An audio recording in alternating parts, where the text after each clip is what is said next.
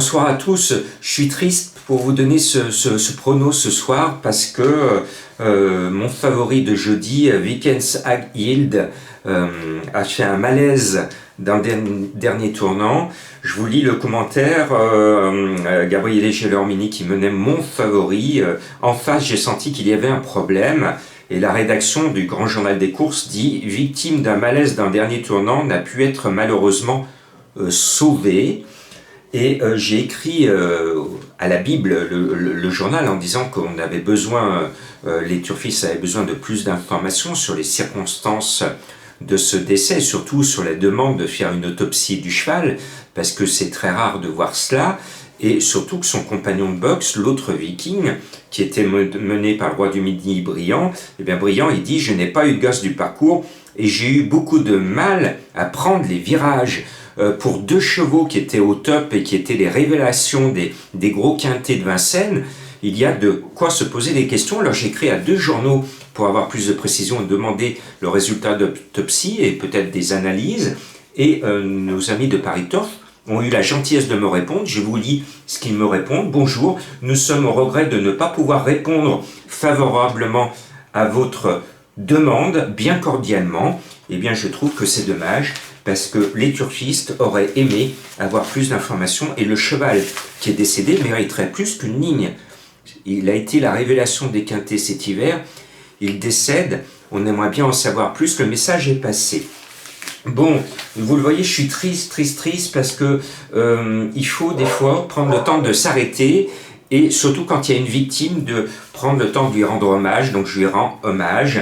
On va maintenant sur le quintet de samedi avec un épouvantail, comme on dit dans notre jargon, le 9 Élie de Beaufour, qui est peut-être le digne successeur de Klingem, puisque c'est un Hongre, et en plus il fait partie de la redoutable armada de Jean-Michel Bazir.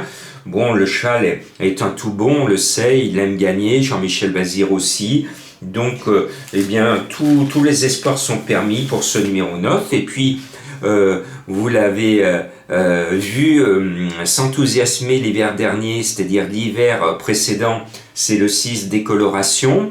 Et elle est comme ceux qui aiment faire du ski. Dès qu'il fait froid, dès que ce sont les fins de mois en breu et le début d'année, eh bien, elle brille de mille feux. C'est le 6, donc, décoloration, qui est au top du top. Elle est dans sa robe de mariée. Et en plus, pour moi, c'est mon cheval de cœur. Ça reste le seul et unique cheval que j'ai joué bien longtemps à l'avance sur ces formules de paris. Maintenant, c'est la mode où on peut parier comme avant sur les boucs. On parie sur l'Arc de Triomphe, le Jockey Club bien avant. Et il y avait une proposition l'année dernière de le faire avant sur une étape. Et je l'avais fait parce que j'avais vu dans les restants engagés de l'époque que des colorations étaient déclassées. Et finalement, le risque, c'était, quand on parie comme ça, c'est de ne pas voir le cheval au départ, mais elle a été au départ et elle a gagné ce jour-là, donc j'étais content. C'est la seule fois de ma vie où j'ai fait ça. Donc décoloration, forcément, je l'aime bien. Voilà, ce numéro 6. Et puis, Firecracker, je craque pour Éric Raffin. L'entourage est confiant, le cheval est revenu au top. Je pense qu'il va faire quelque chose de bien. Puis un nouveau, un revenant, que l'on avait beaucoup vu, notamment dans le Tour de France de nos quintés, c'est le 3 Et voilà de Muse. Son entourage a eu la sagesse de lever le pied, de ne pas le mettre à fond tout le temps. Et résultat, actuellement, il revient bien. Et voilà de Muse, j'adore son nom, vous le savez, j'adore les noms où on sent que l'éleveur a pris la peine d'avoir un peu d'imagination pour donner un joli nom à son cheval. Eh bien, bravo. Et voilà de Muse. Voilà, c'est un nom très poétique, ce numéro 3.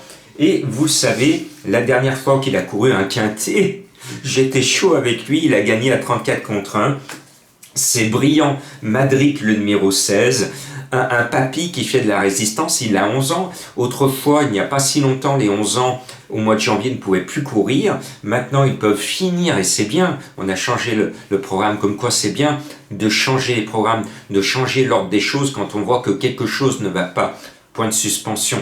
Donc, le 16 Brillant Madric, je l'aime bien. Il est en fin de carrière. Et ce papy fait vraiment de la résistance parce qu'il est au top du top. Et allez, allez, allez, on y croit à ce numéro 16. Et puis le 5 Delfino, c'est un cheval qui a toujours eu de la qualité. Moi, je le sens bien, je le mets. Et puis, on va sortir l'épée, on va peut-être faire mouche, même si je le préfère en province. C'est le 12 Duel du Gers.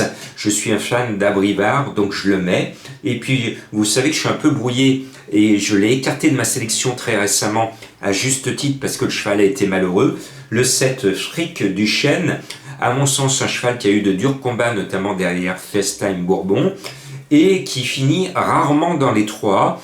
Je le mets bas parce que très récemment, on l'a vu, le parcours malheureux, et Franck Nivard aurait pu être à l'arrivée avec ce cheval. Peut-être qu'il va se venger, mais quand un cheval a la poisse et quand un cheval n'arrive pas à rentrer dans les 3 premiers, généralement la poisse lui colle tout le temps à la peau, donc c'est pour ça que je le mets très bas. Mais si vous regardez sa course de dernière dans un quintet référence, eh bien vous pouvez me remonter les bretelles parce que c'est un cheval qui a montré beaucoup de qualité et qu'on peut suivre en confiance.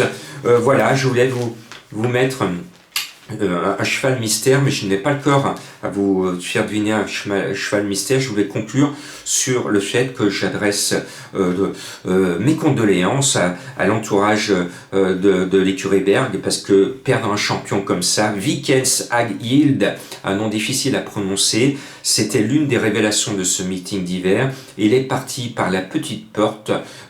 Apparemment, on ne veut pas parler de lui, on ne veut pas essayer d'enquêter sur ce qui s'est passé. Eh bien, je trouve que c'est dommage. Une association turfiste, d'ailleurs, est en train de me solliciter pour les rejoindre. Je leur dis oui, parce qu'il faut que l'on défende nos amis les animaux. Et là, moi, j'aimerais vraiment, là, c'est le message que je veux passer à mes confrères qui vont peut-être suivre cette vidéo, enquêter sur ce qui s'est passé ce jeudi, parce que un tel incident, c'est peut-être un incident banal, malheureusement, mais fatal. Mais ça peut être autre chose, donc j'aimerais bien qu'il y ait une autopsie, qu'on nous dise, que les services vétérinaires nous disent l'explication exacte de son décès. Voilà, j'aurais aimé faire une vidéo un peu plus souriante comme vous en avez l'habitude, mais maintenant, il faut aussi prendre le temps de penser à ceux qui s'envolent comme cela, et quand c'est un animal, eh bien, on se doit de penser un peu à lui.